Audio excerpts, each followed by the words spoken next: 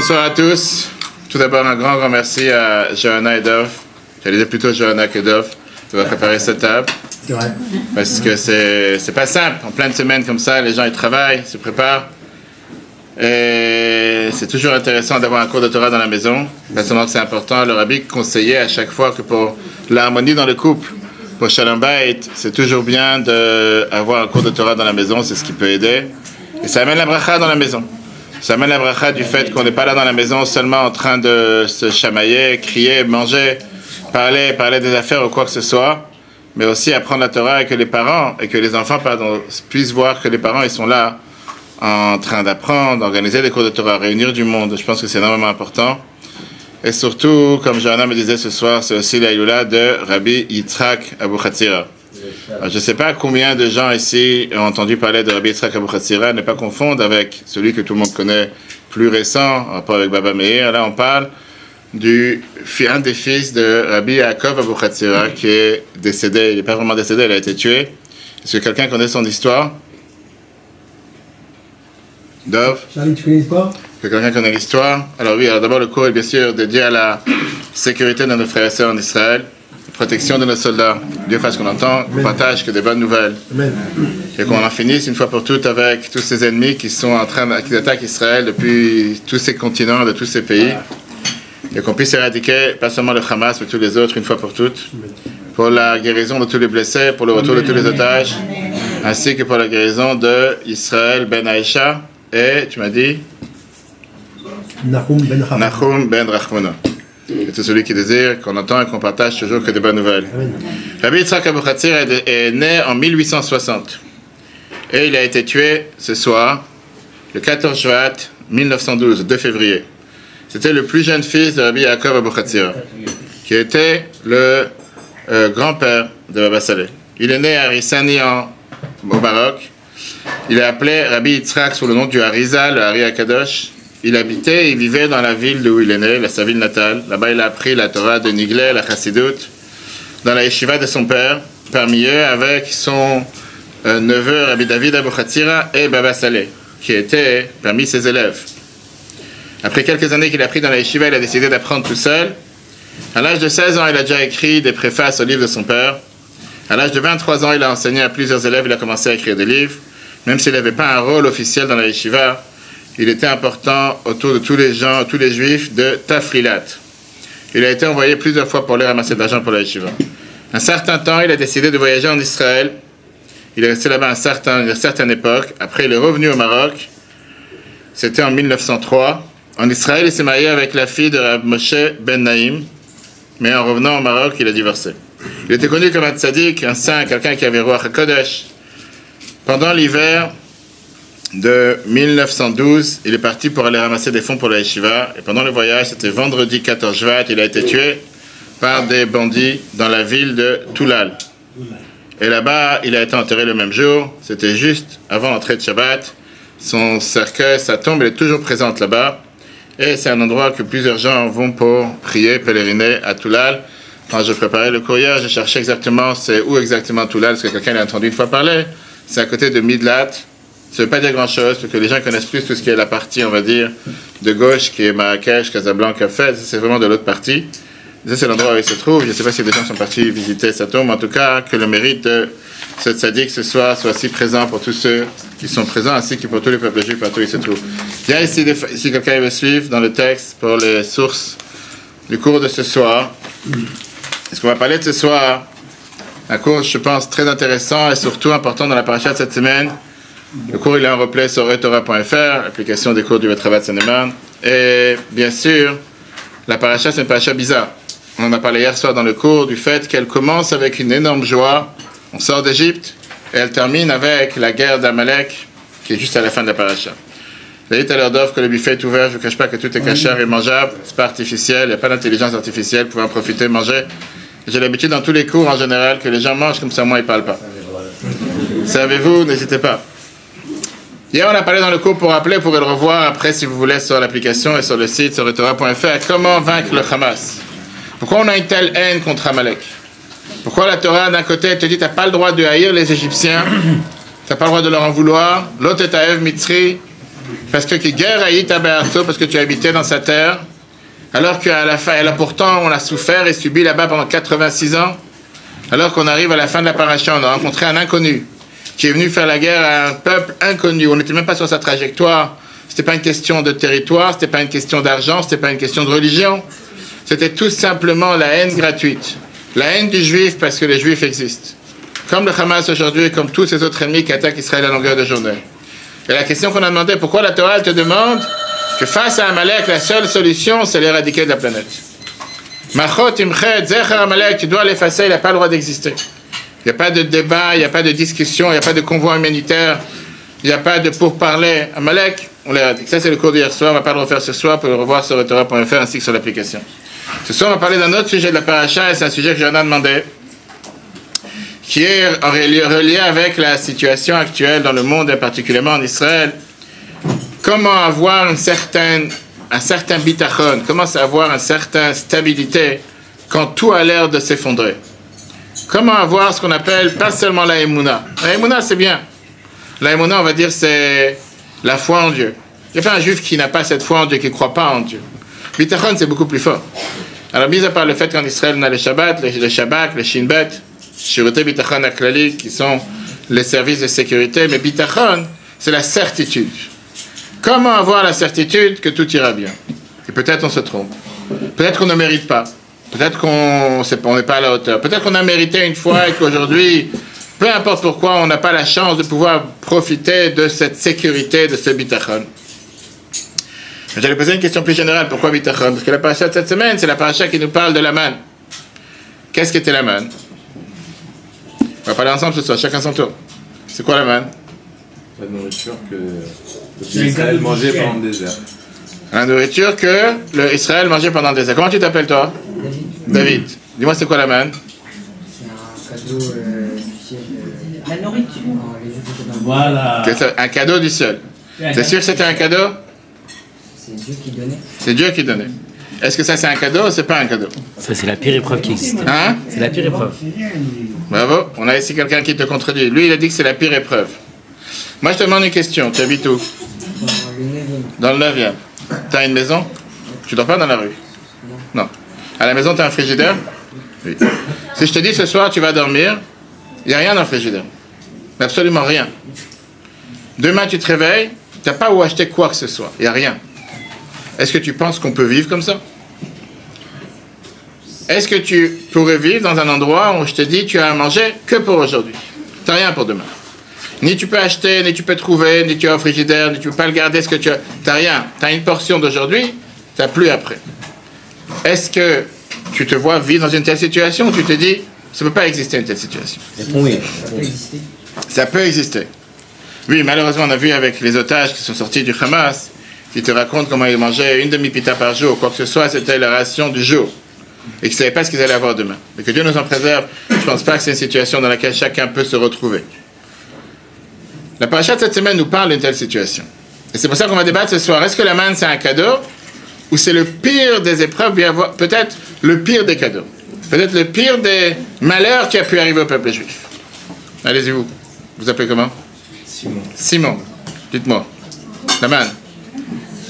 Est-ce que vous voyez vivre une situation dans laquelle on vous dit il n'y a rien à manger ce soir? Le frigidaire est vide. Demain, vous n'avez absolument rien. Vous ne pouvez pas acheter nulle part. Vous êtes dans un désert. Est-ce que c'est vivable? Difficilement. Difficilement. Mais Pourquoi difficilement? parce qu'il faut survivre avec un minimum une substitution d'un repas. Substitution d'un repas. Donc c'est pas vivable. Qui c'est qui veut dire le contraire ou qui c'est qui veut... Allez-y. Allez-y, pourquoi pas? Non, le contraire, mais c'est moi, c'est positif. Positif. Alors dis-moi. Moi, je tutoie tout le monde. Dis-moi, qu'est-ce que tu en penses? C'est quelque chose de normal ou pas normal?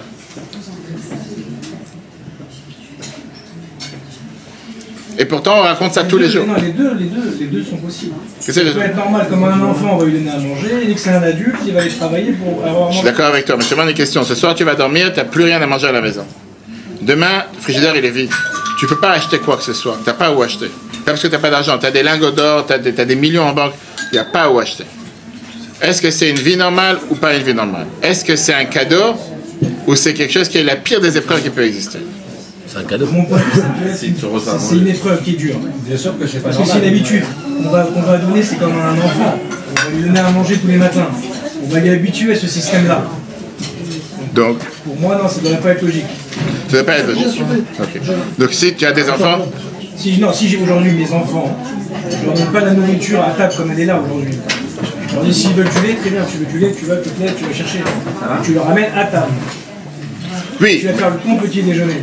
Je suis d'accord, mais si tu leur dis, ce soir, il n'y a plus rien à manger dans la maison, demain, je ne sais pas ce qui se passe, c'est un cadeau que tu leur donnes? Non, ça va être une épreuve. Une épreuve, ok. Vous demandez du côté des femmes, je ne sais pas si les femmes les écoutent ou ils sont en train d'avoir leur propre cours. Vas-y, tu t'es retourné à ton tour. Laura? Disons que c'est pas normal, mais tu as 50% que ça peut être normal. Je sais qu'à la maison, il y a des gens qui vident le frigidaire tous les soirs. Mais je te parle de le remplir le lendemain. Est-ce que c'est vivable? Est-ce que c'est quelque chose qu'on peut concevoir?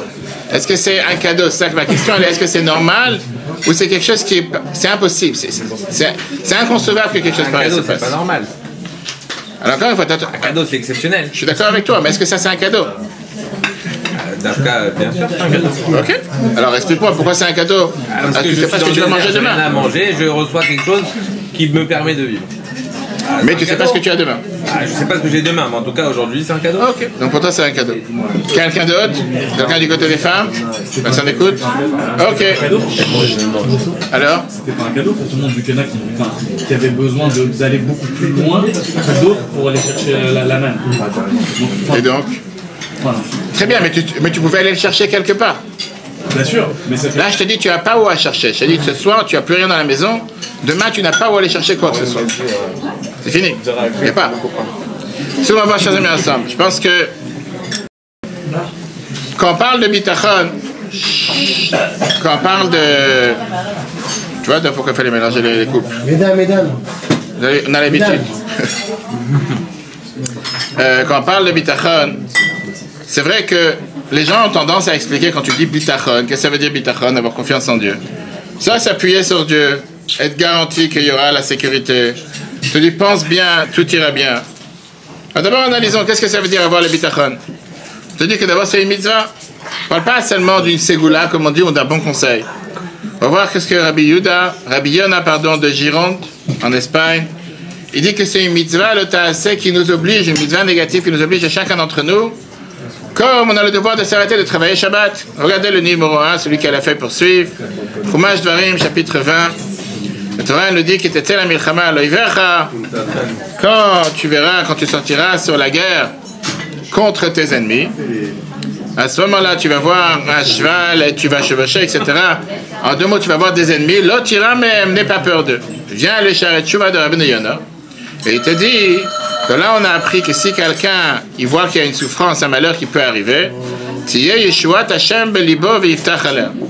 a le devoir d'avoir ce qu'on appelle le bitachon en Dieu, d'avoir cette certitude qu'il va s'en sortir et il finira par s'en sortir. Mais la Torah te dit que ce n'est pas juste ici un bon sentiment, on te donne ici un sentiment de vouloir se rendre la vie facile, mais beaucoup plus que ça. On parle ici d'un changement du mazal, un changement du sort d'une personne.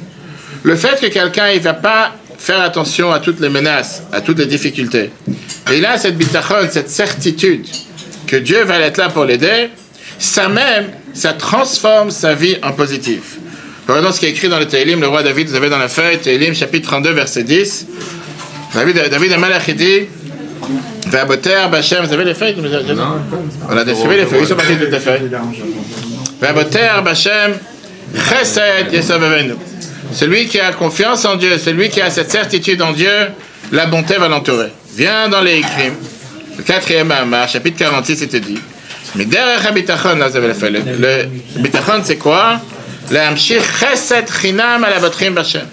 De faire descendre une bonté gratuite, pas parce qu'on mérite ou pas, sur tout celui qui a confiance en Dieu. Le fait que tu as cette certitude et tu es convaincu que Dieu va t'aider, ça même, ça te donne la chance de pouvoir être aidé. Viens le Yalkut Shimon dans Ishaïa, et il te dit, Shekol mi sheboteach bishmi ani matzilo. Tout celui qui a confiance en moi, Dieu dit, je vais le sauver dès qu'il est dans un moment de souffrance. Celui qui a bitachon. Écoutez ce que le rabbi précédent, le 5e et 6e rabbi de Chabad raconte, avec un chassid qui apparaît au temps du Tzemar Tzedek, qui était le 4e rabbi de Chabad. Son fils est tombé gravement malade. Et il était en grave danger. Il a décidé de partir de la maison, il est parti le voir dans la ville de Lubavitch. Et dans tout ce moment du voyage, il n'avait pas de portable comme aujourd'hui. Il n'y avait pas de TikTok, Instagram, Facebook, WhatsApp. Il n'a pas de contact avec la maison.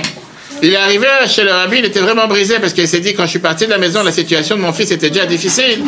Maintenant que je suis arrivé après un voyage de quelques semaines, certainement que la situation, elle est encore beaucoup plus grave. En arrivant là-bas, le rabbi, il rentre dans le bureau du Tzemar Tzedek et commence à pleurer. Et le rabbi lui répond 5 mots en yiddish. C'est presque comme pour les Marocains. Tracht gut, wird sein gut. Pense bien et tout ira bien. Chashov tov, yeh tov, qui est aujourd'hui un fameux slogan, une fameuse chanson. Ça, c'est la lettre du rabbi précédent dans le volume 2, page 537. Mais on a ici une autre lettre.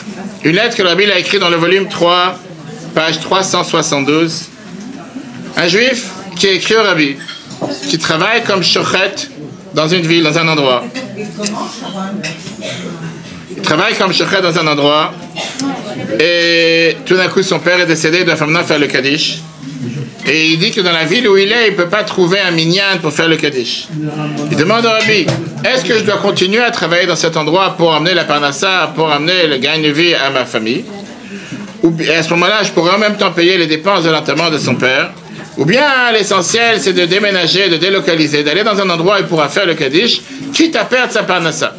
Ça, c'est la question qu'il a formulée au rabbi. Est-ce que je reste dans l'endroit où je suis, où je travaille actuellement, mais il n'y a pas un minyan, je ne peux pas faire Kaddish? Ou bien je délocalise, ou je démissionne, ou je change de travail. Mais au moins, je pourrais faire le Kaddish. Écoutez comment le rabbi lui répond, je vous lis le mot texte, la lettre, c'est tellement riche. Vous l'avez dans le 3e paragraphe. Mesdames, s'il vous plaît. Excusez-moi, quelle activité il fait? Mesdames. Lui, il était shochet. Je vais la titre, exactement. Sauf qu'il était shochet dans un endroit, certainement, où il y a les abattoirs, etc. Il n'y avait pas forcément un minyan là-bas. Maintenant, il a perdu son père, il doit faire Kaddish. Il s'est dit, où je suis, il n'y a pas de minyan. Non, c'était pour savoir au moins son travail. Oui, mais peu importe le travail, tu vas voir comment l'approche que le rabbi lui donne en fonction de sa question. Et sa question, c'était, je ne peux pas faire les deux. Ou je travaille pour gagner ma vie, mais il n'y a pas de minyan, et je ne pourrais pas faire le Kaddish pour mon père. Ou bien je déménage, mais où je vais déménager, je ne vais pas forcément trouver du travail, mais au moins je pourrais faire le Kaddish. Mais comme il est shochet, il a peut-être un rôle à jouer qui est différent. Une seconde, regarde dans la lettre comment le rabbi lui dit, regarde les mots. La réponse. Le rabbi lui dit, en réponse à ta lettre de vendredi, à Shoel, tu me demandes, est-ce qu'il faut revenir et prendre un job, là vous avez dans le 3e paragraphe. Oui. Est-ce que vous avez revenir pour prendre un travail de shochet dans la ville où il n'y a pas de minyan, et tu ne pourras pas dire le Kaddish et ni faire le chazan, et tu pourras t'appuyer sur tes 2 frères qui le font, mais grâce à ça tu pourras gagner ta parnassa, avoir l'argent pour ta femme, tes enfants, pour ta famille, et même tu pourras payer les dettes que tu as prises pour l'enterrement de ton père. Le rabbi dit, c'est connu ce que les chachamim nous disent, que plusieurs personnes ont le droit de faire plusieurs choses pour la parnassa. Surtout que ici tu as 2 frères qui disent déjà le Kaddish. Donc à la rigueur, c'est pas qu'il y a personne qui dit Kaddish pour ton père. Et en plus, tu pourras en même temps payer les frais que tu t'es engagé pour l'enterrement, etc. Et donc, tu peux toujours placer, nommer quelqu'un d'autre pour dire le Kaddish à ta place, comme on a l'habitude de faire, ce qu'on appelle la prise en charge du Kaddish. Mais là, le rabbi rajoute 3 lignes. Le rabbi dit comme ça. Tout ça, je t'ai écrit, parce que je ne connais pas quelle est ta situation au niveau du bitachon. Quel est ton niveau de bitachon en Dieu? Mais si tu es fort dans ton bitachon, et si tu es tout à fait, on va dire, avec cette foi qui est la plus solide et la plus naturelle, et tu vas chercher un autre moyen pour ta parnassa, Dieu t'enverra une parnassa dans l'endroit où il y a un minyan et tu pourras faire tout ce que tu as envie de faire. Ça veut dire, puisque je ne sais pas exactement où t'en tiens dans la vie, alors tu sais quoi, au pire, ton frère le dit, tu peux louer quelqu'un à ta place, mettre quelqu'un en place. Mais si vraiment tu es fort en bitachon, t'inquiète. Le bon Dieu peut t'envoyer la parnassa ici, peut t'envoyer la parnassa là-bas aussi. Sois fort. Si on analyse cette lettre, et on va voir le rapport avec la paracha de la semaine, on voit qu'on a 2 manières d'agir dans la vie, chacun d'entre nous. D'un côté, on peut agir d'une manière qui est, on va dire, la manière la plus naturelle. Donc la halakha te dit clairement que quand tu dois choisir ta parnassa, la parnassa passe avant tout. Parce que la halakha, elle tient qu'un juif doit travailler pour gagner sa vie. Ne doit pas vivre sur la tzedaka, ne doit pas se dire 6 jours tu te reposeras et le 7e tu travailleras. Mais à chaque fois que Dieu nous parle de Shabbat, il te dit 6 jours tu travailleras et le 7e tu te reposeras. Il n'y a pas une seule fois dans toute la Torah que quand la Torah elle te parle de faire Shabbat, qui n'est pas précédée par la phrase 6 jours tu travailleras. Même quelqu'un qui a des milliards en banque, comme tout le monde ici présent, la Torah elle te dit tu dois travailler. Tu as le devoir de travailler. Pourquoi? Parce que c'est la devise que Dieu il a donnée à Adam quand il a créé l'humain, que Adam l'amal yulad. Un être humain était né pour travailler. Et pas les pour rester juste bronzé, s'asseoir, être à Dubaï sur la plage et se dire un jour ou l'autre il y a quelque chose qui va se passer. Ça c'est la norme. Mais la Torah elle te dit tu as le deuxième chemin. Le deuxième chemin c'est d'avoir bitachon en Dieu. Et au lieu d'aller vers ton sort, de créer ton nouveau sort. Et se dire que parce que j'ai bitachon en Dieu, Dieu va m'arranger la situation, peu importe dans quel endroit je me trouve. Et c'est pas parce que je vais faire tel ou tel effort que je vais gagner plus. Et si je vais faire tel ou tel effort dans un autre endroit, je risque de gagner moins. C'est bon Dieu qui t'envoie la parnassa. C'est bon Dieu, il peut t'envoyer dans tel endroit comme dans tel endroit. Ça ne dédouane pas qui que ce soit de ne pas faire ce qu'on appelle une ishtadout, de faire ce qui dépend de nous au maximum. Mais au final, il ne faut pas oublier que c'est Dieu qui envoie la parnassa. Ce n'est pas mon effort, mon rendez-vous, mon cabinet, etc. Maintenant, sur ça même, on va voir qu'il y a plusieurs questions qui ont été posées à travers toutes les générations. Première question, elle est est-ce que la vie, vraiment, elle se passe de la manière qu'on l'expose? Qui veut dire, j'ai bitachon en Dieu. Je demande à Dieu tout ce que j'ai besoin. Tu appuies sur un bouton, tout tombe. Parce que j'ai bitachon, Dieu va le faire. Est-ce que vraiment les choses se passent de cette manière? Je ne sais pas par rapport au public ici présent, mais je peux vous dire que dans la vie de tous les jours, je sais combien tu peux parfois demander des choses à Dieu et tu ne vois pas forcément la réponse de ce que tu as demandé automatiquement. Donc ça, c'est numéro 1. C'est pas ce qu'on appelle, comme on dit, hocus pocus, comme on disait, tu appuies sur un bouton, tout tombe. Numéro 1. Est-ce que Dieu, il est venu pour être à notre service? Si tu demandes à Dieu, j'ai besoin d'avoir 2 voitures, 2 maisons, 2 vacances, peu importe ce que chacun demande à Dieu, dit, t'as demandé, tu recevras. Ça, c'est numéro 1. Est-ce que parce que tu as bitachon de gagner au loto, ça veut dire que tu vas gagner au loto? Je ne sais pas combien de gens ici, ils ont joué une fois dans leur vie au loto. Mais je ne pense pas que tous ceux qui ont joué ici au loto, ils ont tout de suite gagné dès qu'ils ont joué. À moins que je ne connais pas la vie de chacun. Numéro 2, et là c'est une question qui est beaucoup plus solide. Sur quoi s'appuie le bitachon? Combien de gens peuvent te dire qu'à chaque fois qu'ils se sont posé la question, j'ai bitachon en Dieu, juste après ils ont eu le doute, et qui dit que je mérite? Et qui dit que Dieu me doit quelque chose? Qui dit que je dois recevoir ce que j'ai envie? Est-ce que chacun qui a des enfants, il sait qu'à chaque fois qu'un enfant lui demande quoi que ce soit, il répond oui à tout? On sait que parfois on dit à nos enfants non, et parfois il n'y a pas de réponse. C'est écrit nulle part que parce que tu demandes, tu dois avoir une réponse automatique et une réponse oui. On ne comprend pas les chemins de Dieu. Et puisqu'on ne comprend pas les chemins de Dieu, pas forcément qu'à chaque fois qu'on a un bitachon, puisque j'ai bitachon, ça veut dire que tout va tomber. Tu peux avoir bitachon et les choses ne vont pas se passer comme tu veux. D'où on le sait. On a vu ça il y a quelques semaines avec Yaakov. Yaakov a eu la chance d'avoir une promesse de Dieu directe. Dieu il a promis qu'il va le sauver des souffrances de Lavan. Dieu lui a promis qu'il allait le sauver des souffrances de Esav. Et néanmoins la Torah nous dit Vayira Yaakov, Vayetzalo Yaakov, il a eu peur et il s'est fait des soucis. Et Chachamim nous disent c'était quoi le problème de Yaakov? Shema Gara Machet. Peut-être qu'il a fait des erreurs et qu'il ne mérite plus à recevoir la protection que Dieu lui avait promis. Si Yaakov, que Dieu lui a promis en direct, je suis avec toi, n'aie pas peur, je te protégerai, il a quand même eu peur. Combien chacun d'entre nous qu'on n'a pas parlé avec le bon Dieu? En tout cas personne, je n'ai jamais vu et je n'ai jamais entendu parler. Et concrètement, même si Dieu te dit que tu dois avoir le bitachon, quelle est la certitude? Parce que tu as le bitachon, Dieu te dit tu as le bitachon, cause à effet, tu vas recevoir ce que tu as demandé. Pas forcément. Cette question, le Rabbi la demande dans les côtés Sikha 36, page 3. Vous avez dans le paragraphe suivant. Le Rabbi demande cette question en disant quelle est la base, quel est le fondement d'une telle certitude? Quand tu dis bitachon, bitachon ça veut dire que tu as cette certitude. Tu sais que les choses vont se passer comme il faut. Même quand tu as une promesse directe de Dieu, ça se peut que la promesse ne va pas s'accomplir. Tu peux que tu as peut-être fait une erreur, comme Yaakov il a dit.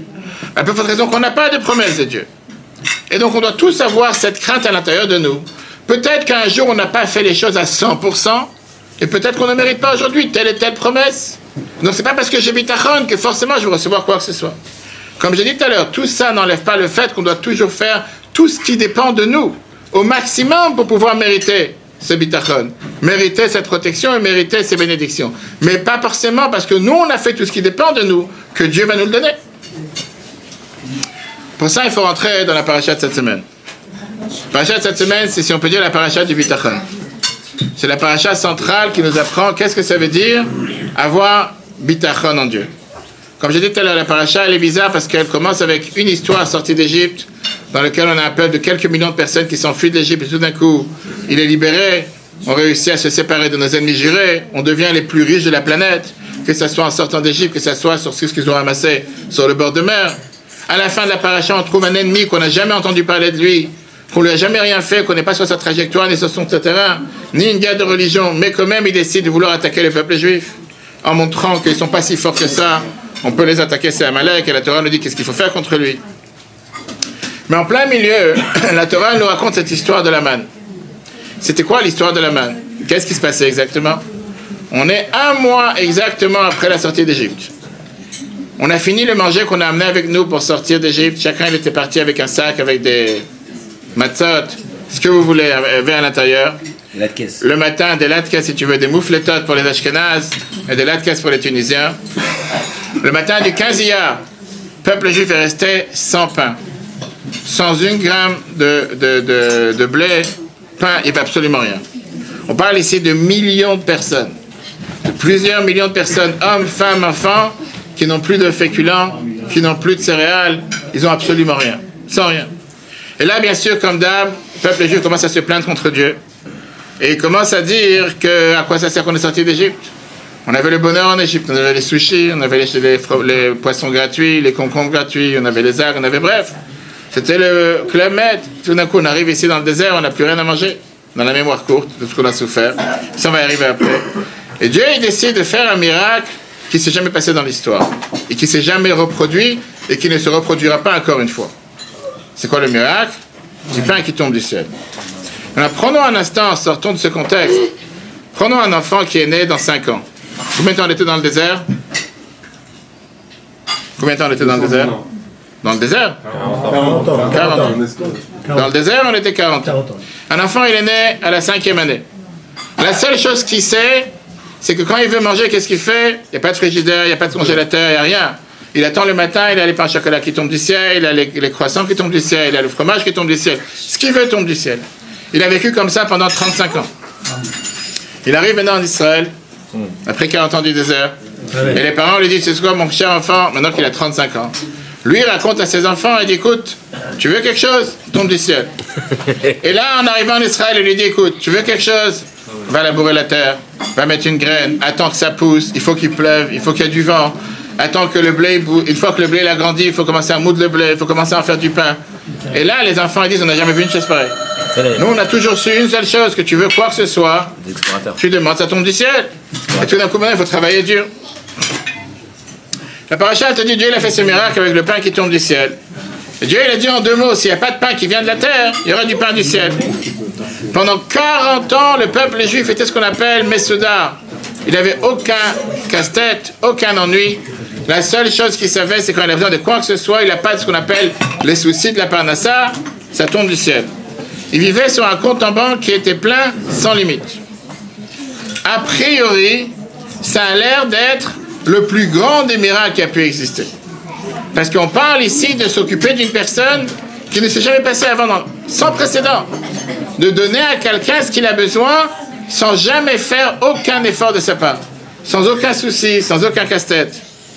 Et d'ailleurs, on n'arrête pas de se rappeler de ce miracle. On n'arrête pas de se rappeler. Tout d'abord, on a tous les vendredis soirs et Shabbat.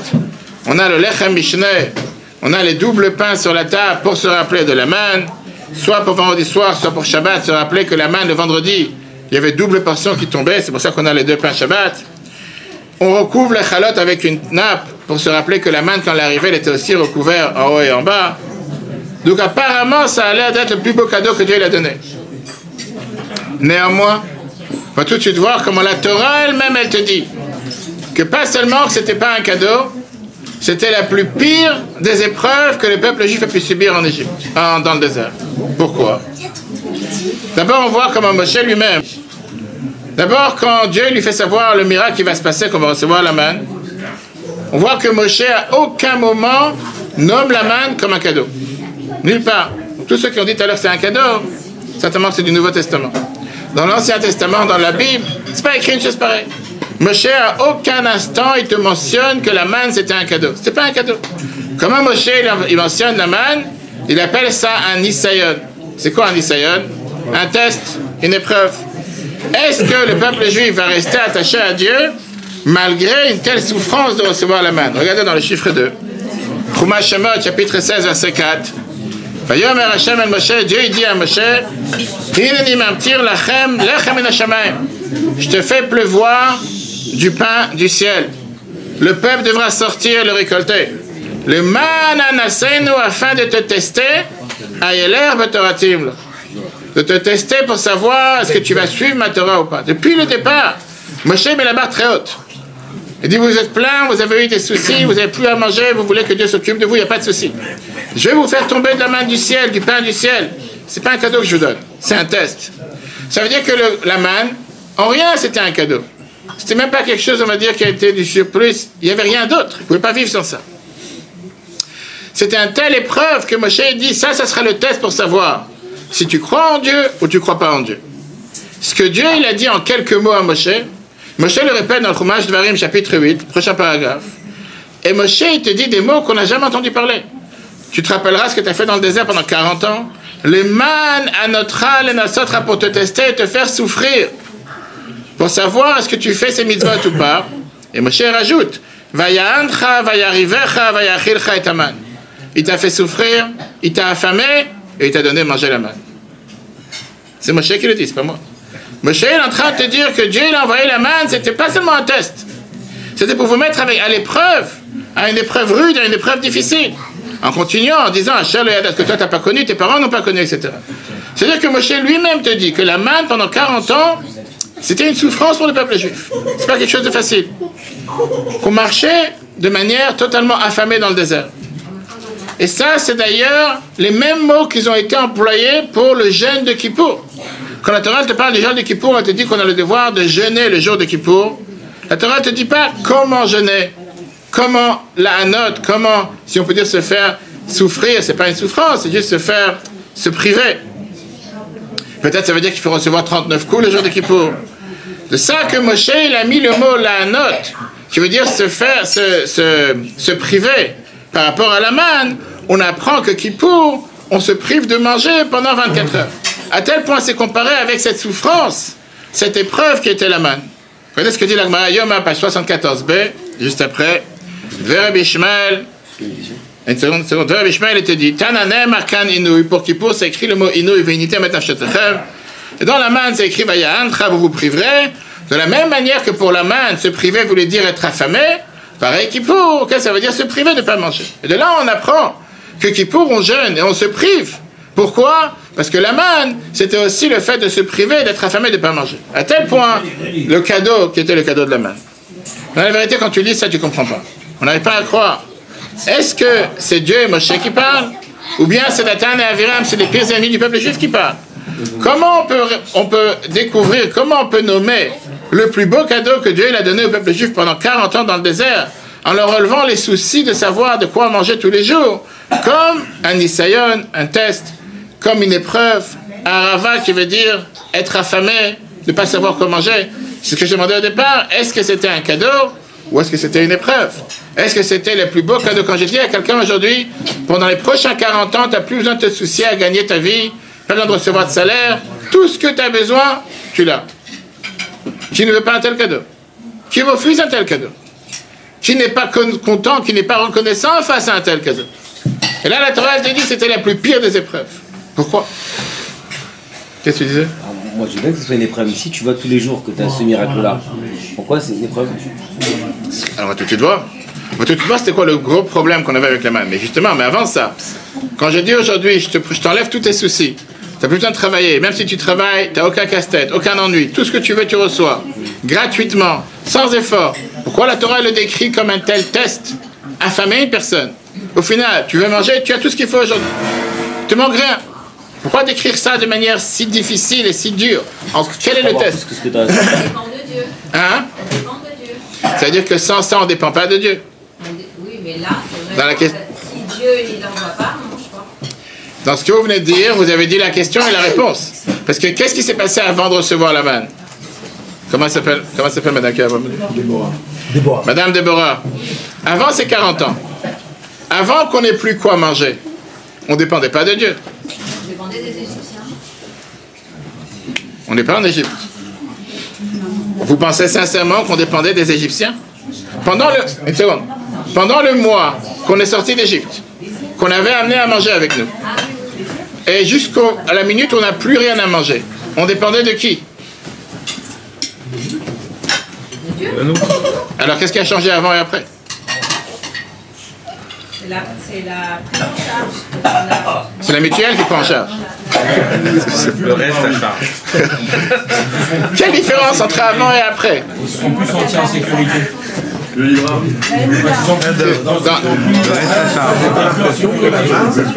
C'est-à-dire que pendant un mois qu'ils avaient à manger. Mais quand ils ont reconnu la maths, ça a été une épreuve de confiance en... Quel est mon encore une fois? Pendant un mois, vous avez amené à manger. Vous êtes parti en vacances à Dubaï. Vous êtes parti dans le désert. Vous avez amené à manger avec vous pour 2 semaines. Vous êtes d'accord? Pendant ces 2 semaines, vous avez à manger tout ce que vous voulez sur Terre. Se termine les 2 semaines, on vous fait savoir que le vol il est annulé, vous devez rester encore 2 semaines sur place. Vous êtes dans le désert, il n'y a rien à acheter. Qu'est-ce qui se passe? On vous dit à partir d'aujourd'hui, regarde le ciel, ça va tomber du ciel. En quoi il y a une différence entre les 2 premières semaines? Le libre choix. Pourquoi le libre choix? De pas pouvoir partir. Oui, mais je parle par rapport au manger. Qui vous a donné à manger pendant 2 semaines? Ben, nous-mêmes. C'est Dieu, les premières 2 semaines. Mais c'est vous qui avez amené. Mais c'est Dieu. Non. Elle a dit oui. Ben non. Ok. 2 semaines après, il n'y a plus rien. C'est qui donne à manger? Dieu. Je prends un exemple. On a ici, monsieur, comment s'appelle ton repère? Israël, comment ça va, famille? Boissira. On a monsieur Boissira, que Dieu le garde en longue vie, en bonne santé parmi nous, qui a des lunettes sophistiquées. Je suis aumônier des prisons et aumônier des hôpitaux. Et je vous raconte que tous les jours, dans les visites que je fais, toutes les semaines, dans les différents hôpitaux, dans les prisons, je raconte ça régulièrement. Quelqu'un qui ne voit pas comment des gens souffrent, ou comment des gens vivent de ce que nous on appelle pas normal, ne comprend pas le cadeau qu'on a quand on se dit que ce qu'on vit c'est normal. Je vais prendre un exemple. Je parlais il n'y a pas longtemps avec une jeune fille qui me disait, j'arrive pas à croire que plus j'avance dans la religion, plus Dieu m'envoie des claques. Ok, c'est un discours qu'on entend de pas mal de personnes. J'ai dit, je ne sais pas pourquoi tu dis que Dieu envoie des claques, moi je ne connais pas un Dieu qui envoie des claques. Mais elle me dit, regarde, j'ai fait tel et tel effort, j'ai fait telle et telle chose, et je me suis pris telle épreuve, telle difficulté. J'ai dit, moi je te vois, je ne te connais pas, mais à l'apparence, tu m'as l'air 100% normal. Elle fait, mais j'ai que des soucis. Je viens, on commence à parler. Ta tête, tu as 2 yeux? Je fais oui. Tu vois des 2 yeux? Je fais oui. Tu entends des 2 oreilles? Je fais oui. Tu parles de la bouche? Normal. Le nez, tu respires? Je fais, viens, on s'arrête là. Tu sais combien de gens sur Terre ne voient pas des 2 yeux? Tu sais combien de gens sur Terre n'entendent pas des 2 oreilles? Si ça c'est un dû, c'est quelque chose qui est tout à fait normal. Je vous raconte une histoire. Tout le monde sait qu'au Bet Rabbah, on a l'émission Solidarité Israël. Depuis 19 ans, on amène les tefilines aux soldats, que ce soit les blessés, que ce soit un bon temps, quand dans les temps difficiles, comme on était il y a 1 mois, juste après le début de la guerre, sur 4 bases militaires à la frontière de Gaza. En août 2014, j'étais avec Tzuk Eitan. C'était une fois qu'on était rentré dans Gaza, une parmi les dizaines de fois qu'on est rentré. Malheureusement, il y avait la même histoire avec les D9 de Tzahal qui devaient déterrer les tunnels du Hamas à l'époque, en 2014. Et on a donné des tefilines aux soldats. Un jour, on était là pour leur donner des tefilines. Un jour, c'était pour visiter les malades, les soldats blessés, à Shibat El HaShomer au centre d'Israël. Je suis parti voir un soldat de 42 ans qui a entendu qu'on offrait des tefilines. Il a dit, je voudrais absolument avoir ma paire de tefilines parce que Dieu m'a gardé en vie. Sa phrase, Echeyitani. Vous pouvez voir sur le site du Bet Rabbah, 77, vous avez l'histoire. Je rentre dans la chambre. Il y avait sa femme à côté avec 2 enfants. J'ai dit, c'est quoi ton histoire? Qu'est-ce qui s'est passé? Il m'a dit, j'étais sur un D9. D9, c'est les Darpors, c'est les bulldozers de Tzahal, qui viennent déterrer les tunnels, je parle en 2014, qui font d'ailleurs ça aujourd'hui aussi. Et il me dit, j'ai reçu un missile sur moi. Quand je suis dans la box du bulldozer, qu'est-ce qui est protégé? J'ai la tête qui est protégée avec un casque. J'ai le gilet pare-balles ou peu importe la protection qu'il y a sur le corps. Les seules choses qui ne sont pas protégées, c'est les 2 mains et les 2 pieds. Il n'y a pas de protection pour ça. Et c'est ce qui est parti. Il a perdu les 2 pieds en plusieurs dizaines de morceaux, les mains aussi. Quand moi je suis arrivé à le voir, dans le visiter, il avait déjà passé 5 opérations pour récupérer les mains. Et pour les pieds, il devait avoir des prothèses. Mais non, c'est pas fini. Il est devenu sourd d'une oreille à 100% à cause de l'éclat et du bruit. Il a gardé une oreille 50%. Les yeux, je ne sais pas où il en tenait. Et quand je rentre dans la chambre, il me dit avec un grand sourire à Vama, Dieu m'a gardé en vie. Si je m'en sors et je réussis à remarcher sur des pieds, je vous promets, je vais les tefilines tous les jours. Grâce à Dieu, 3 ans plus tard, on a rencontré au côté sur des prothèses. Il était sur les prothèses en train de marcher, il met les tefilines tous les jours depuis, etc. Mais pourquoi je raconte ça? C'est quand lui, il m'a dit, Dieu m'a gardé en vie. Alors qu'il a perdu les 2 mains, les 2 pieds, une oreille à 100%, il lui reste une oreille à 50%, et il est content. Il s'est dit, aujourd'hui je suis là, j'aurais pu ne pas être là. Comme malheureusement, tous ces plus de 550 soldats qu'on a perdus depuis le 7 octobre. Quand quelqu'un de normal, qui se considère normal, parce qu'il a 2 yeux, il a 2 oreilles, il s'est dit, tout va bien. Je repense ce que disait Déborah tout à l'heure. Quand j'ai amené à manger avec moi, oui, les Égyptiens, c'est moi qui l'ai amené. Le moment que je n'ai pas amené, c'est maintenant à Dieu de se soucier. Mais la réalité, elle est qu'avant et après, c'est le même bon Dieu qui m'a donné avant. Et le même bon Dieu qui décide de me donner d'une manière différente. Mais il n'y a pas de différence entre avant et après. Et c'est ça qu'on va essayer de comprendre. Si c'est comme ça, pourquoi la Torah, elle considère la manne si dure comme une telle épreuve? Qu'est-ce qu'il y a de mal? La question que je demande, ce n'est pas ma question. C'est la question que Don Yitzhak Ababanel, vous pouvez le voir à l'intérieur, le demande le fameux ministre des Affaires, ministre des Finances en Espagne, avec un très très beau commentaire sur la Torah, sur le Chumash, et le Or HaChaim, Rabbi Chaim Ben Attar, marocain je pense, qui est aussi un des grands commentateurs sur la Torah. Les deux demandent la même question. Vous voyez dans le texte, celui qui a la feuille, Man Isayon, c'est quoi cette épreuve? En leur donnant à manger quelque chose tous les jours. Au contraire, c'était Chesed Gadol, c'était la plus grande bonté. C'était pas un test, c'était pas une épreuve. Pourquoi la Torah, elle en fait de ça comme quelque chose de misérable? C'était un cadeau de savoir, j'ai rien à faire. Je reçois tous les matins du ciel en abondance. Merci, la vie est belle. Pas besoin de prendre la tête. Le Or HaChaim te demande. Ça a l'air de dire, d'après ce qu'on lit dans la Torah, que la manne, c'était malheureux. C'était vraiment à en souffrir de recevoir quelque chose tous les jours. Que c'était à affamer les gens. Et le Or HaChaim te dit, je comprends pas. La Torah te donne des louanges sur la manne. Il y en a même qui ont l'habitude de lire la paracha de la manne tous les jours. Qu'est-ce que tu en fais de ça un monde? Exact. Comment tu peux me faire dans la Torah, me faire passer la manne comme la plus pire des épreuves? Qu'est-ce qu'il y a tellement de mal? Au contraire, comme je te dis, pendant 40 ans, nourri, logé gratuitement, sans effort, sans bouger un doigt, tu reçois ce que tu veux du ciel, la vie est belle. Tout le monde voudrait avoir ça. En quoi c'est quelque chose de tellement difficile? La réponse. La réponse que la Torah nous donne, on va voir ce que le Ramban Nachmani nous donne comme réponse. Une réponse qui est tellement riche, qui te répond que peut-être la manne donnait à manger. Mais qu'est-ce qui manquait dans la manne? Il manquait une chose. La forme. La forme. L'effort. Disons que tu ne voyais pas. L'effort, quelque chose de plus. Il manquait une chose. La difficulté, non. Qu'est-ce qui manque? Qu'est-ce qui était le point noir de la manne? Qu'est-ce qui marche? Qu'est-ce qui n'allait pas dans la manne? C'est gratuit. Gratuit, plus que ça. Bitachon. Il manquait une seule chose, la stabilité. Qu'est-ce que ça veut dire la stabilité? La manne remplissait le ventre, mais vidait l'âme.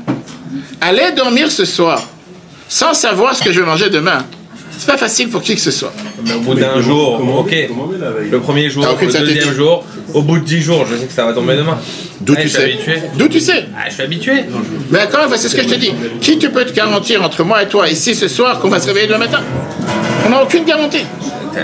Tu peux poser la question le matin? Tous les jours. Non, tous les jours. Je pose la question le soir. Tous les jours. Tous les jours.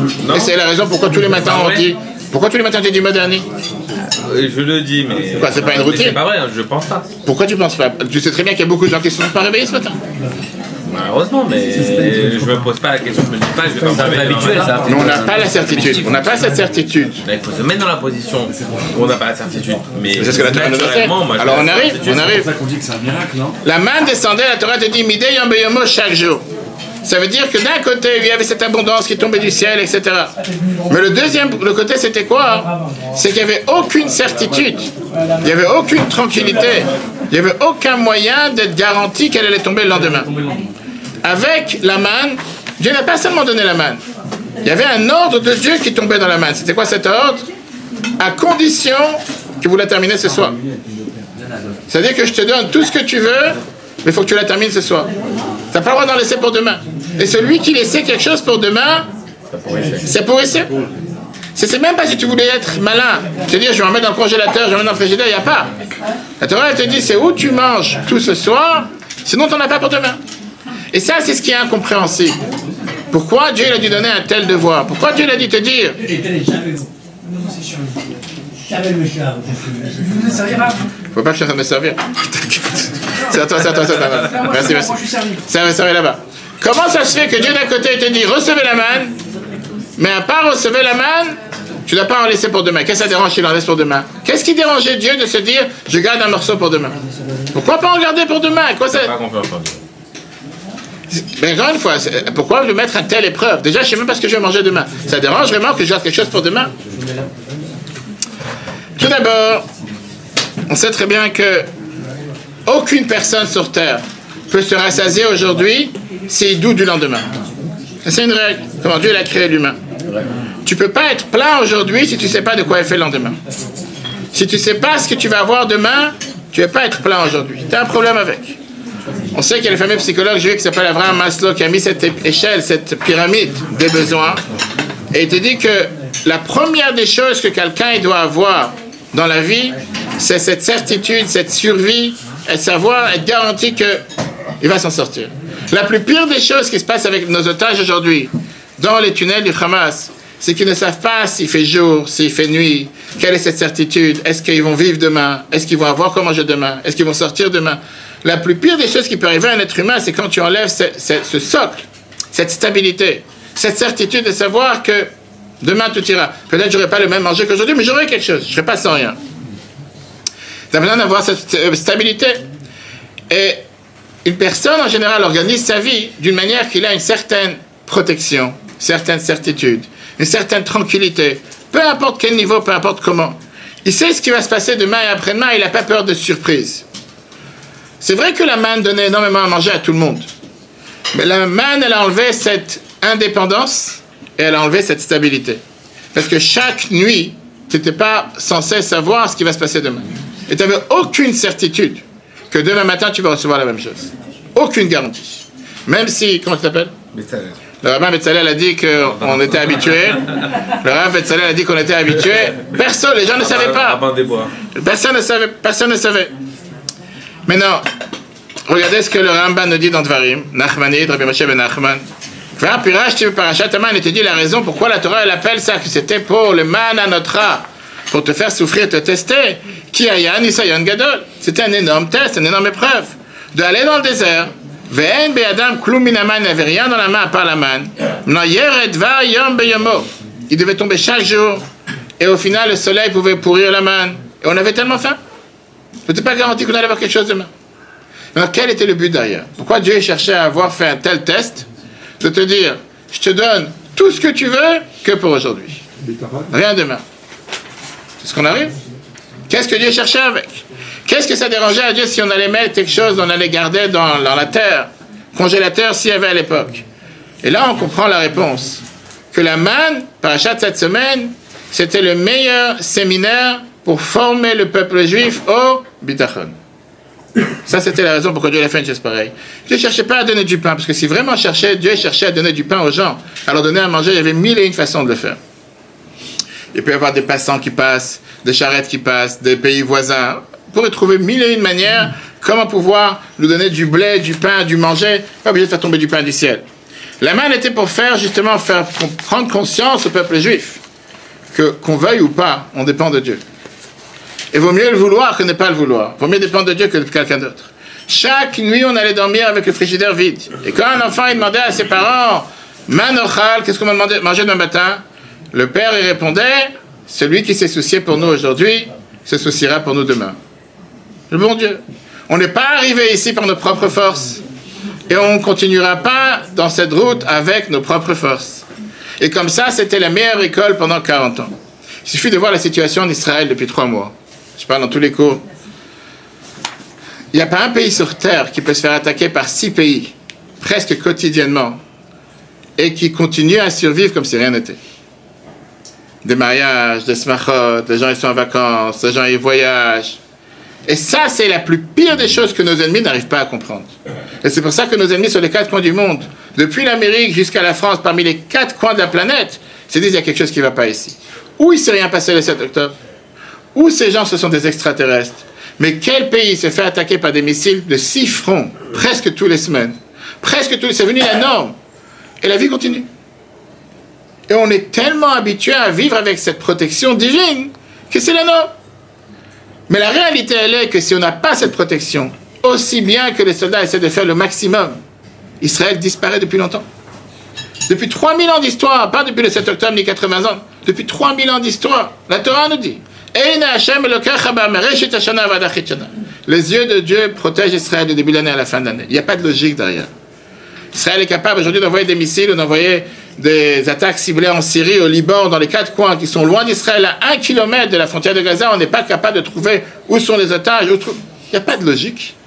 Mais une chose on sait, Dieu nous protège. Dieu nous protège depuis 3000 ans et continue à nous protéger tous les jours. Alors oui, malheureusement aujourd'hui on a eu 24 soldats qui sont été tués. Malheureusement on a vu ce qui s'est passé le 7 octobre. Mais ça ne vient pas remettre en cause en aucun cas, et c'est ce qu'on a parlé hier soir, dans le cours, que on doit poser des questions. On a le droit de poser des questions, mais mettre en doute un instant que Dieu nous protège. Chaque instant, Dieu nous protège. Et on voit cette protection dans les 4 coins du monde, et les gens ne comprennent pas c'est quoi ce pays qui vit de manière surnaturelle, avec une telle protection divine et qui continue à agir comme si rien n'était. Et c'est pour ça qu'on fait vivre la main à travers le repas de Shabbat, à travers le chalot. C'est pas juste pour se rappeler que Dieu nous a donné du pain, mais c'est pour se rappeler que c'est pas à nous de courir derrière la parnassa. Bien sûr qu'il faut faire tous les efforts que chacun doit faire en fonction des dons que Dieu lui a donnés dans son domaine, dans sa façon d'agir, dans sa manière d'agir, en respectant bien sûr la halakha. Mais ne pas oublier qu'on a un autre partenaire dans les affaires. On n'a pas seulement un autre partenaire, on a le partenaire essentiel qui est responsable de notre vie. C'est lui qui nous a fait vivre jusqu'à présent, c'est lui qui continuera à nous faire vivre éternellement. Regardez comment le Midrash nous dit ça. Le Midrash dans le Mechilta, vous avez ça en bas avant la page chiffre 3. Il te dit ça de la manière la plus claire et la plus nette, c'est bien d'accrocher ça dans les frigidaires. Qu'est-ce que ça veut dire que le peuple est parti ramasser la manne tous les jours? Il te dit la phrase suivante, pour te rappeler, Shemi Shebara Yom Bara Parnasato. Celui qui a créé le jour a créé ta parnassa. De là, Rabbi Eliezer Amoudai disait, Kol Misheyesh Lo Ma Yochal Hayom Ve'Omer Ma Ochal Lemachar. Tout celui qui a de quoi manger aujourd'hui et qui ose demander la question qu'est-ce qu'on va manger demain, il fait partie de ceux qui sont Mechoser Emuna, qui ont un manque d'Emuna. Pourquoi? Parce que la Torah te dit par rapport à la manne. Le man anaseinu ayel abetoratim. Est-ce que c'était pour te tester, pour savoir est-ce que tu crois vraiment en moi ou pas? Est-ce que vraiment tu as confiance en moi ou pas? C'est très facile de dire on croit tous en Dieu. On a tous confiance en Dieu. Mais comme on dit tachlis, concrètement, quand il y a un souci, est-ce que tu dis laisse-moi me débrouiller tout seul? Je vais aller voir l'avocat, je vais aller voir le médecin. Bien sûr qu'il faut aller voir l'avocat et aller voir le médecin. Et c'est ce que Dieu attend de nous de faire. Ne pense pas un instant que c'est l'avocat ou le médecin qui va faire en sorte que tu en sortes de ton souci. C'est Dieu qui envoie la bracha à travers l'avocat et le médecin. Mais c'est au final Dieu qui est le responsable de tout ce qui se passe. Regardons une des coutumes qu'on a le soir du Seder. Si Dieu veut dans 3 mois, on a l'habitude de cacher la ficomane et de la ressortir juste après. Au début de la nuit, on prend la matzah du milieu, on casse la matzah en 2, et on a l'habitude de cacher une moitié, et à la fin on la ressort. Maintenant la question que tout le monde demande, si le but c'est de la manger, pourquoi tu la caches? Si le but c'est de la cacher, pourquoi tu la ressors? C'est quoi ce jeu? Alors bien sûr, est-ce qu'on répond à chaque fois pour que les enfants soient réveillés, pour que les enfants demandent des cadeaux, etc. Laisse la matzah sur la table, que c'est plein de la cacher ou quoi que ce soit. Et l'idée elle est quoi? Qu'au début du Seder, on est comme des esclaves qui s'enfuient du patron. Et en général, un esclave c'est quoi? Il met toujours de côté de peur qu'il ne va pas avoir demain. Ça compte à chaque fois quand j'étais en Russie, en Ukraine, juste après le communisme en 94. En été 94, j'étais à Jytomyr, plutôt en ville en Ukraine, et j'organisais des offices dans une synagogue à Jytomyr. 4 ans après le communisme. On avait l'habitude de demander aux gens qui venaient à la synagogue qu'on leur offrait un repas le matin. Ils n'avaient pas quoi manger toute la journée, des gens qui venaient, ils n'avaient pas vraiment quoi vivre. Tous les matins, il y avait un repas sur la table, et ça, c'était une manière de motiver les personnes âgées à venir au minyan tous les matins. Moi, j'étais l'officiant. Il y avait une centaine de personnes dans la synagogue. Le repas était prêt dans la cuisine. Les gens, ils avaient des sacs. Si ça existait, un sac plastique, ils avaient pendant tout le temps. Quand je tournais la tête, ils mettaient les pommes de terre dans les sacs. Ils mettaient les, qu'on appelle ça, il y avait les céréales, le cash, on dit ça, le sarrasin dans les sacs. Ils avaient tellement peur. Va savoir si je vais venir demain. Au moins, je puisse avoir de côté. Avant de commencer à manger, au moins, j'ai quelque chose pour demain. Ça, c'est le sentiment de quelqu'un qui est soumis, quelqu'un qui est un esclave, qui met de côté pour demain. Ça, c'est ce qu'on fait au début du Seder. Maintenant, on sait très bien combien tous ceux qui ont eu la chance de survivre les camps de concentration. Ma grand-mère est sortie du camp de Dachau. Ma mère est née à Pocking en Allemagne et qui raconte comme quoi tous ces gens qui avaient une portion journalière, ils n'osaient pas la manger en entier parce qu'ils se disaient on ne sait pas ce qu'on aura demain. préférait essayer de la garder, de la mettre de côté, presque comme la main, sauf que parfois on les surprenait et recevait des coups pour ça. Pour pouvoir se dire, puisque je ne sais pas de quoi elle fait le lendemain, je préfère mettre de côté. Mais à la fin du Seder, on vient de lire tout ce qui s'est passé avec les bontés que Dieu fait envers nous. Dieu nous a fait sortir d'Égypte, traverser la mer, etc. Là, on est prêt à ressortir la ficomane à nouveau en disant, on n'a plus besoin de garder. On n'a plus besoin de mettre de côté. Là, on est sûr, on est garanti que Dieu s'est soucié pour nous jusqu'à présent, on continuera à se soucier pour nous. Ça, c'est ce qui se passe lors du Seder. Revenons alors avec la paracha de cette semaine. Revient à la question qu'on a dit tout à l'heure, qui est, tout ça c'est un beau discours, mais d'où on peut obtenir ce bitachon? Comment chacun d'entre nous peut travailler sur soi pour se dire, je peux avoir cette certitude? Quelqu'un qui veut tout faire pour se dire, j'ai envie d'avoir confiance en Dieu, mais se dit, comment avoir confiance? Pourquoi? Comme on a dit tout à l'heure, la simple question que chacun se demande, qui dit que Dieu me doit quoi que ce soit? Peut-être que Dieu, il a un autre plan pour moi. Peut-être que moi, j'ai le plus grand bitachon. Mais Dieu, il a prévu autre chose. Et j'ai aucune certitude que parce que j'ai bitachon, pour ça, je veux recevoir ce que Dieu m'a prévu. Et pour ça, la réponse, elle est, est-ce que notre cher ami le Rav Aaron, il a dit qu'il a appris Chovat Alvavot. C'est celui qui a, quelqu'un, il a appris ici Chovat Alvavot, cher bitachon? Quelqu'un, il a appris ici Chovat Alvavot une fois? À part... Non? Chovat Alvavot vient nous dire dans cher bitachon et Tirtik, c'est quoi? C'est que tout celui qui pense que bitachon veut dire il faut avoir confiance, mais à condition que j'ai fait ce qu'il fallait, il ne sait pas qu'est-ce que ça veut dire avoir bitachon. Ceux qui osent dire aujourd'hui les plus grosses bêtises, que puisqu'il y avait un manque d'union en Israël le 6 octobre, et puisque la Cour suprême se battait le 6 octobre pour savoir si on a le droit de faire la kafot de Simchat Torah ou pas, pour ça il y a eu ce qui s'est passé le 7, s'il prend pour Dieu et il parle à la place de Dieu. Comment quelqu'un peut oser dire que Dieu est là pour punir son peuple? Comment quelqu'un peut oser dire que quoi que ce soit qu'il arrive, c'est une punition? Nous, on comprend les chemins de Dieu. Nous, on connaît ce que Dieu il agit sur terre, on sait comment Dieu il agit sur terre. Qu'est-ce que ça veut dire bitachon? Bitachon, c'est d'être garanti que peu importe ce qui se passe, je sais que ce qui va se passer, ça sera forcément le bien. Bitachon ne veut pas dire que j'ai un bitachon, que je sais que mon plan va s'accomplir. C'est le fait de se dire que ce que Dieu va faire, c'est la meilleure des choses qui peut se faire. Alors bien sûr, vous allez dire quoi? Le 7 octobre, c'est bien ce qui s'est passé? 100% non. La Torah elle-même te dit que quand le peuple juif souffre, Dieu il souffre avec nous. On dit ça dans tous les haftarah de Ta'anit Sibour, de jeûne public. Bechol tzaratam lotza. Qu'à chaque fois que le peuple juif souffre, Dieu il souffre avec nous. Dieu shrinta begalut al-Zohar te dit que la shrina, la divinité, elle est en exil avec nous. Mais au final, c'est trop facile de vouloir dire, oui, où était Dieu? Fameuse question que Elie Wiesel a demandé une fois au Rabbi, en 1965, après la Shoah. Elie Wiesel est sorti de Buchenwald. Il ne voulait pas se marier. Quand il a rencontré le Rabbi lui a dit que s'il ne va pas se marier, il va donner une deuxième victoire à Hitler. Du fait que, pas seulement qu'il a tué l'âme du peuple, le corps du peuple juif, il a tué aussi l'âme, il n'y a pas de continuité. Il s'est marié, il a eu un enfant, le jour de son mariage, il a reçu un bouquet de fleurs du Rabbi. Le jour de la brit milah de son fils, qu'il a appelé sur le nom de son père Elisha, il a reçu aussi un bouquet de fleurs de la part du Rabbi. Il a eu des longs débats avec le Rabbi sur la Emouna, sur la foi en Dieu. Et une fois, il regarde le Rabbi en disant, où était Dieu pendant la Shoah? Où il a disparu Dieu le 7 octobre?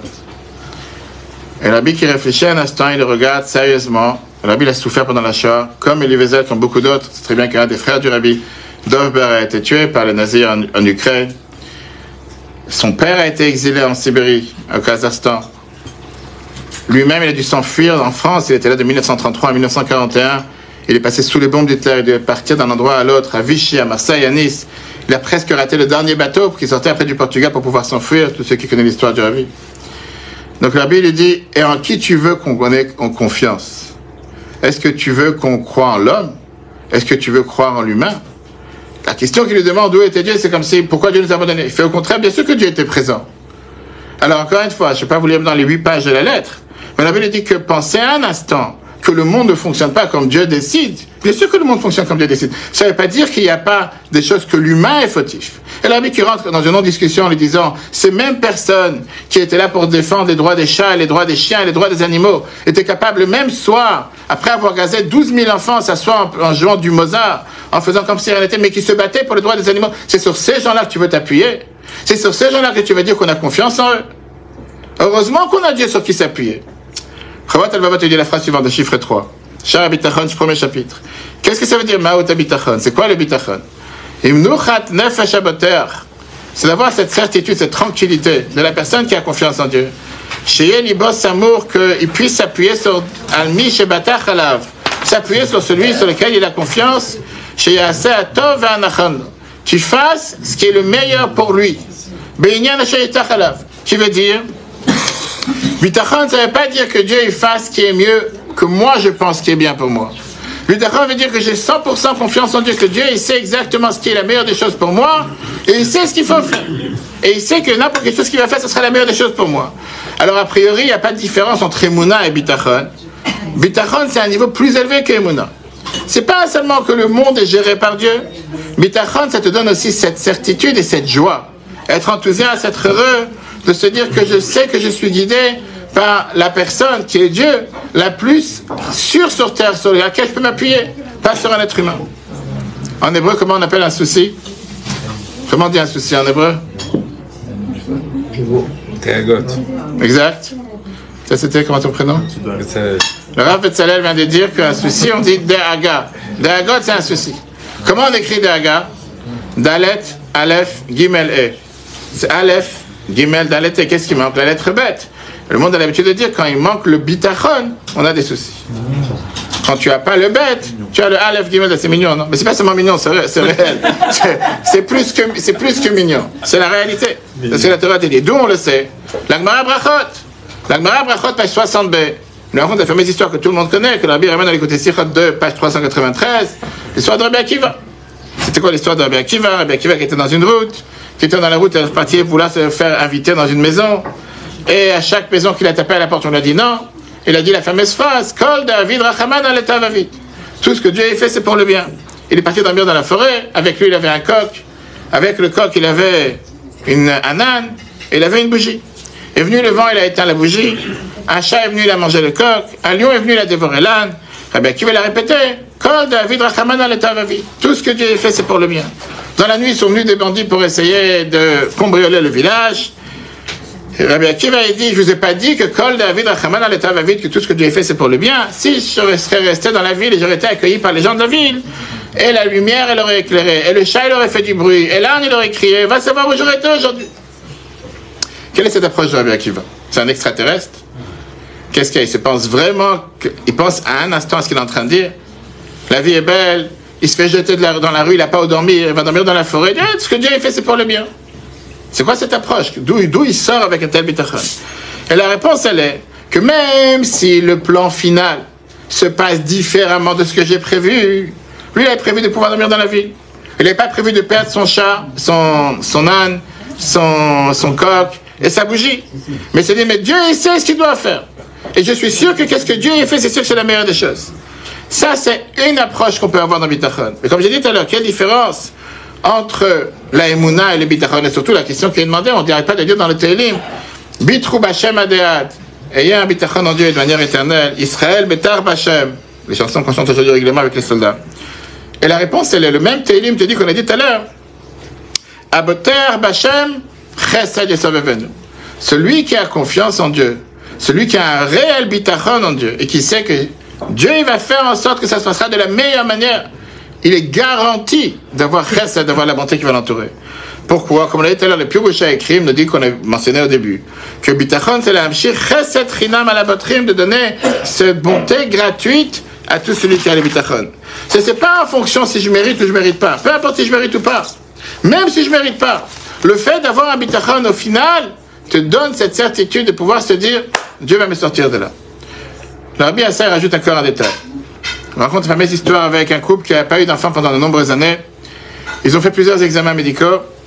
Rien n'a aidé. Ils ont parti de aller voir un Rabbi en lui demandant une bracha pour avoir des enfants.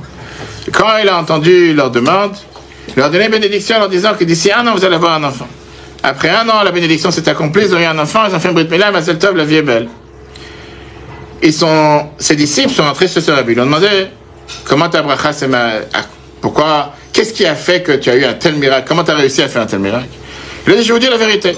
C'est pas ma bracha qui a fait le miracle, mais c'est la émouna des parents. Une fois qu'ils ont reçu ma bénédiction, ils ont eu une telle émouna que les choses vont se passer de cette manière. Ils sont partis dans un magasin où on vend les choses pour bébé. Ils ont acheté des poussettes, ils ont acheté un lit pour enfants. Ils ont acheté toute une chambre pour enfants. Ils étaient garantis, ils étaient avec cette certitude que les choses vont se passer de cette manière. Ça a ouvert le tuyau de bonté de Dieu envers eux. Ils ont eu cet enfant. Quelle est l'idée derrière? Le Rabbi te dit comme ça. Bitachon, ça veut dire que on est garanti que Dieu ne répond jamais en vain. Dieu, il a fixé dans son monde mida keneged mida, mesure pour mesure. Et plus quelqu'un il a confiance, plus quelqu'un il a ce bitachon, plus il est garanti que Dieu rajoute de sa bonté envers lui. Alors, quelqu'un va dire, mais c'est un jeu d'enfant, c'est un comme si, comme il a dit tout à l'heure. Comment il s'appelle? Je sais pas comment il s'appelle. Marvin, il a dit que c'était mignon. Ok, c'est vrai que c'est mignon pour certaines personnes. Mais la Torah de Dieu, on doit se forcer à se dire que c'est pas que mignon. C'est beaucoup plus que mignon. Pourquoi? Parce que le bitachon ne veut pas dire que j'ai bitachon que demain je vais gagner l'auto, ça veut dire que demain je vais gagner l'auto. On n'a pas dit une chose pareille, c'est la réalité, c'est pas comme ça. Et qu'est-ce que c'est demain? Tu décides que tu vas recevoir la plus grande richesse sur terre, la plus grande hérite. Pas forcément que ça va se passer. Bitachon, c'est de se dire qu'au final, c'est comme un enfant unique qui est né à des parents à un âge avancé, qui sait que le bon Dieu va faire pour lui tout ce qu'il faut, comme le Baal Shem Tov nous dit. Et quand on a une telle approche, on est garanti que Dieu ait fait descendre du ciel la plus grande abondance. Ça viendrait avec une merveilleuse lettre. Une lettre du Rabbi Negrod Kodesh dans la lettre 4090. Une lettre dans laquelle une personne écrit au Rabbi la phrase suivante. Je suis marié, j'ai 2 enfants, mais toute ma vie est pourrie.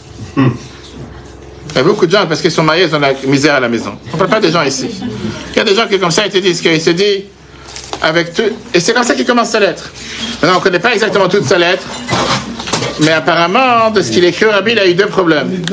Il avait un problème de santé, et il avait un problème de parnassa. Le Rabbi, dans la lettre, il lui dit, tu commences ta lettre avec une phrase, et la suite de ta lettre, tu te contredis à 180 degrés.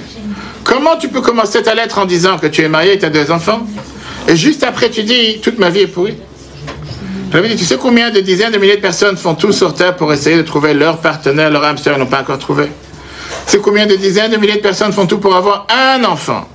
Je lui dis, toi tu m'écris que tu en as 2. Je lui dis, apparemment, ça a l'air que tu as ces 2 enfants, pas forcément parce que tu as fait quelque chose de particulier, fécondation, in vitro, va savoir, problème de fertilité, fécondité, naturellement.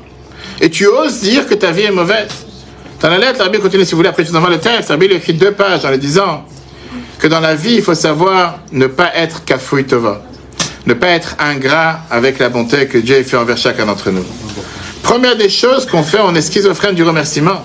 La première des choses qu'on fait tous les matins, Modéani, la première phrase, avant d'écouter BFM, regarder les dépêches et les nouvelles, avant de crier sur sa femme ou sur son mari, on est en retard, les enfants, remercier Dieu qui m'a rendu mon âme.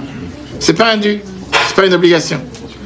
On commence la tefila, la première des choses, Odou Hashem, on dit encore une fois, on remercie Dieu.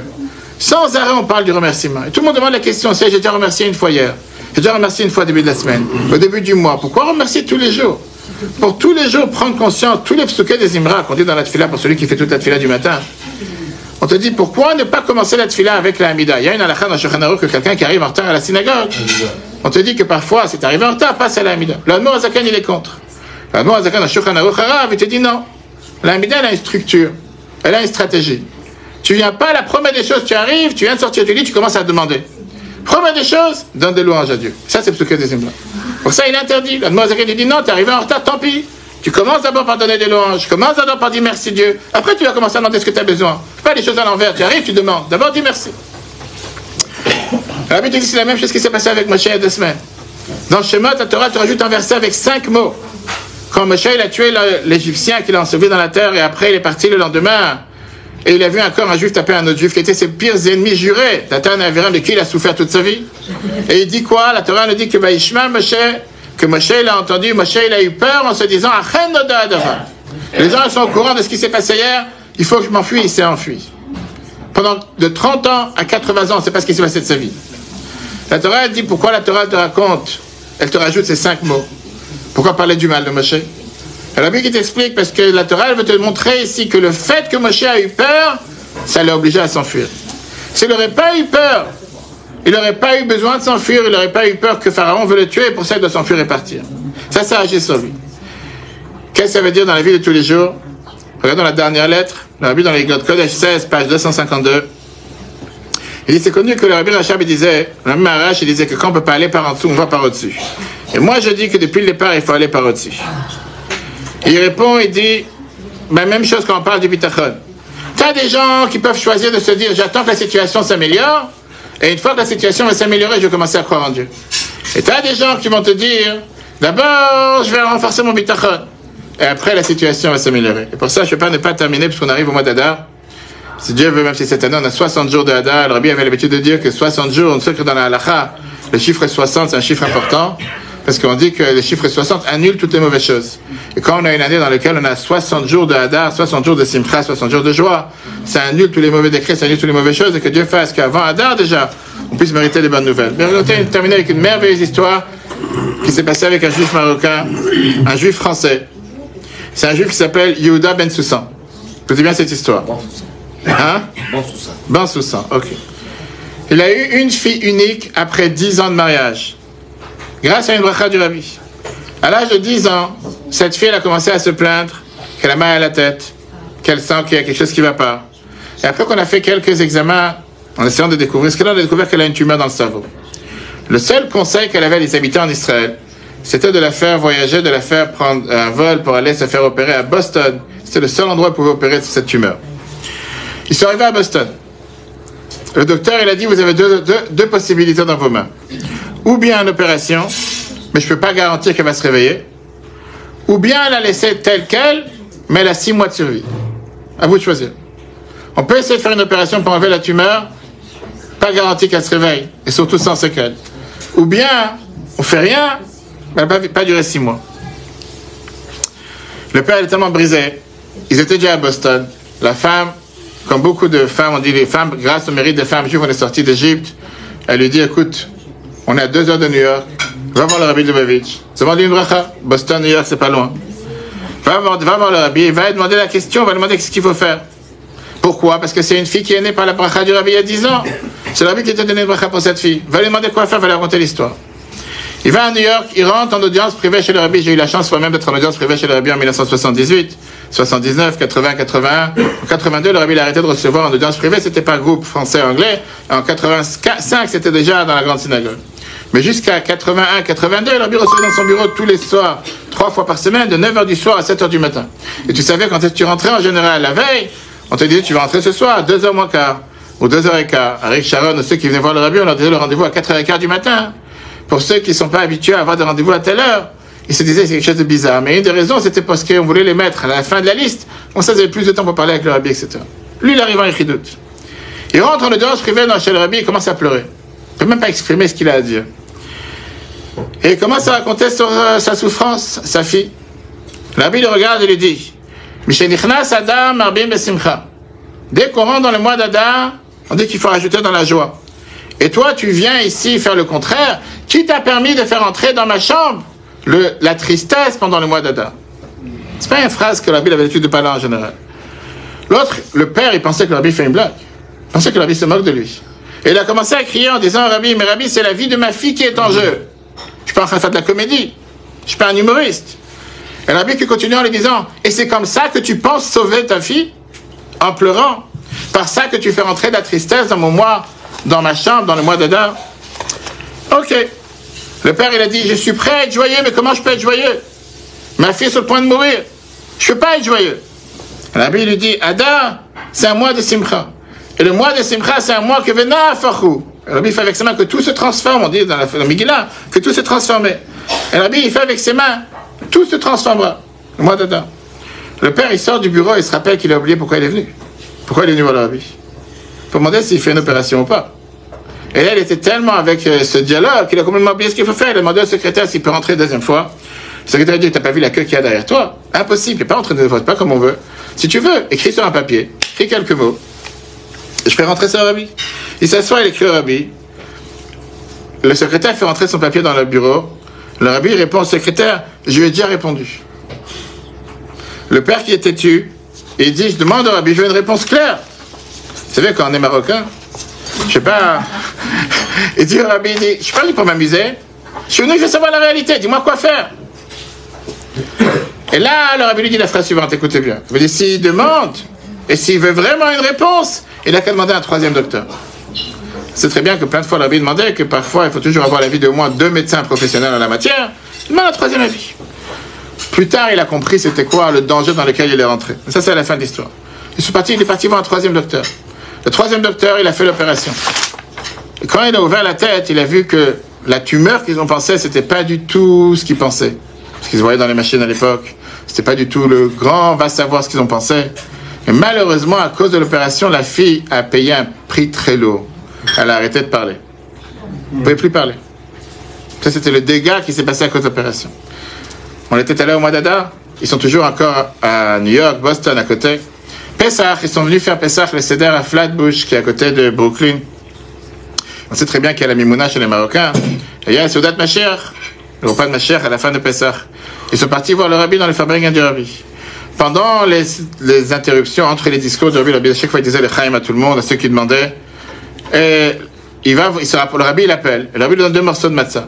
Et le Rabbi lui dit comme ça. La matzah, c'est connu que c'est écrit dans le Zohar que c'est un pain de guérison et un pain de Emouna.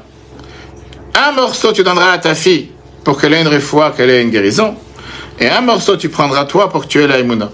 Ta fille ne doit pas subir du fait que tu as toi un manque d'Emouna. C'est les mots que le Rabbi lui dit. Après ça, il est arrivé à Kosh El Bracha. Quand le Rabbi terminait la Fabring, la réunion chassidique avec des milliers de personnes où j'ai été pendant des dizaines de fois. À la fin de Yom Tov, le Rabbi donnait un peu de vin à chaque fois, des milliers de personnes qui venaient avec des brachot. Et là, le Rabbi lui dit la phrase suivante. En règle générale, on a d'abord le mois de Nissan, qui est le mois de la Emouna. Et après, on a le mois de Iyar, qui est le mois de la Refoua, le mois de la guérison. Mais ici, il peut y avoir le Venah Forchou, il peut se transformer comme le mois d'Adar. Et la Refoua, la guérison de ta fille, ne doit pas attendre que tu aies la Emouna. D'abord, elle va guérir, et après, tu auras la Emouna. Le soir, il rentre à la maison, sa fille commence à parler. C'est quoi cette histoire? La leçon pour chacun d'entre nous, comme l'a dit tout à l'heure, c'est qu'il y a des gens qui disent d'abord que Dieu me remplisse le compte en banque, et après je commencerai à mettre de filine. D'abord que Dieu fasse en sorte que je gagne tout ce que j'ai envie, que j'ai tout ce que j'ai besoin, après je fais ce qu'il me demandait. Viens la paracha de cette semaine, te dit, tu sais quoi? D'abord renforce ton bitachon. D'abord dis-toi que Dieu veut ton bien, Dieu veut t'envoyer tout ce que tu as besoin, et grâce à ça on méritera d'avoir toutes les bénédictions possibles et imaginables.